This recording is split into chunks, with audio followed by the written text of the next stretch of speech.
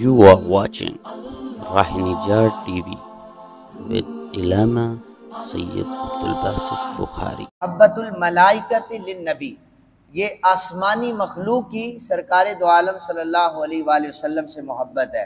حضرت سعد بن ابی وقاص کہتے ہیں جنگ احد کے روز میں نے آقا کریم صلی اللہ علیہ وسلم کے پاس دو ایسے حضرات کو دیکھا جو آپ صلی اللہ علیہ وسلم کی جانب سے لڑ رہے تھے، حضور کی جانب سے لڑ رہے تھے۔ انہوں نے سفید کپڑے پہنے ہوئے تھے، بڑی بہادری سے وہ لڑ رہے تھے۔ میں نے انہیں پہلے نہیں دیکھا تھا۔ آقا کریم صلی اللہ علیہ وسلم سے میں نے پوچھا حضور یہ کون تھے نورانی چہروں والے؟ حضور نے فرمایا جبریل اور میکائیل میری طرف سے لڑ رہے تھے۔ اسی طرح ام المومنین کہتی ہیں سیدہ عائشہ پاک رضی اللہ تعالی عنہ، آقا کریم صلی اللہ علیہ وآلہ وسلم نے فرمایا کہ حضرت جبریل نے یہ کہا کہ میں 1,24,000 پیغمبروں کے پاس گیا ہوں، مشرق و مغرب کو میں نے چھان مارا ہے، ہر طرف گیا ہوں، لیکن میں نے محمد عربی صلی اللہ علیہ وآلہ وسلم جیسا بہتر کسی کو نہیں دیکھا۔ آخری حدیث پاک سماعت فرمائیں، نبی پاک صلی اللہ علیہ وسلم کے حوالے سے حضرت ابو طلحہ راوی ہیں، کہتے ہیں ایک دن تشریف لائے اور آقا کریم صلی اللہ علیہ وآلہ وسلم کے چہرہ انور پر خوشی کے آثار نمایاں تھے۔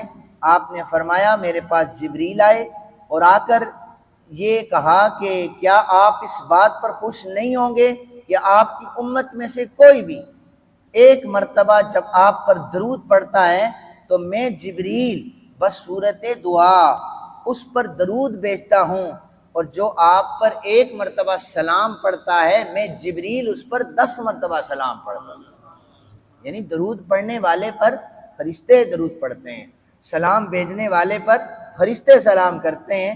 امام عبداللہ ابن مبارک نے کتاب الزہد میں حضرت کعب سے روایت کیا ہے اسی حدیث پاک کو آگے کہ فرشتوں کی یہ جو محبت ہے وہ اس انداز سے ہے کہ ہر روز صبح سویرے 70,000 ملائکہ آسمان سے اترتے ہیں، تبرکن اپنے پروں سے گنبد خضرا شریف کو ڈھانپ لیتے ہیں، اپنے پروں کو مس کرتے ہیں، پھر آپ کی امت کے لیے دعائے مغفرت کرتے رہتے ہیں۔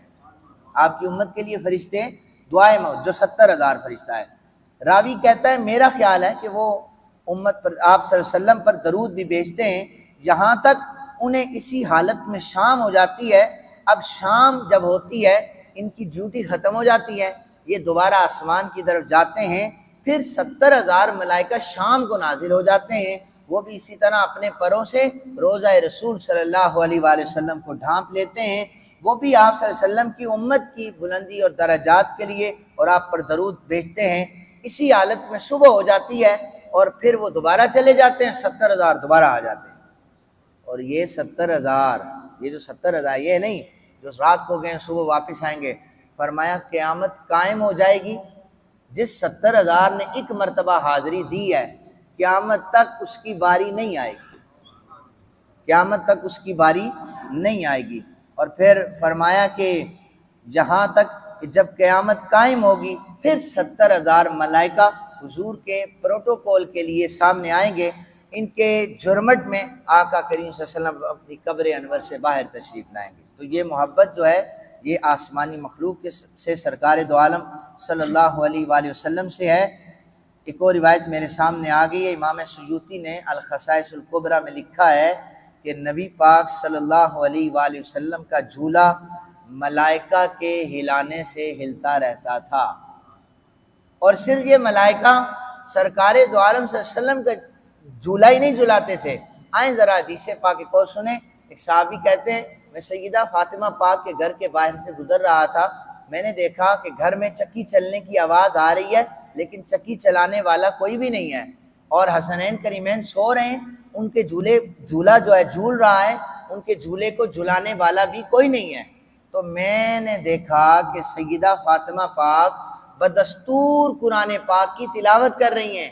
تو میں نے جا کے سرکار دو عالم صلی اللہ علیہ وسلم سے عرض کی کہ آپ کا گھرانہ کتنا لجپال گھرانہ ہے کہ وہ قرآن پاک پڑھ رہے ہیں، گھر میں چکی بھی خود چل رہی ہے اور جھولا بھی خود جھول رہا ہے۔ حضور نے فرمایا کہ جب کوئی اللہ کے کاموں میں لگ جاتا ہے تو یہ تو میرا گھر ہے، تو اس کے کاموں کے لیے اللہ فرشتوں کی ڈیوٹی لگا دیتا ہے۔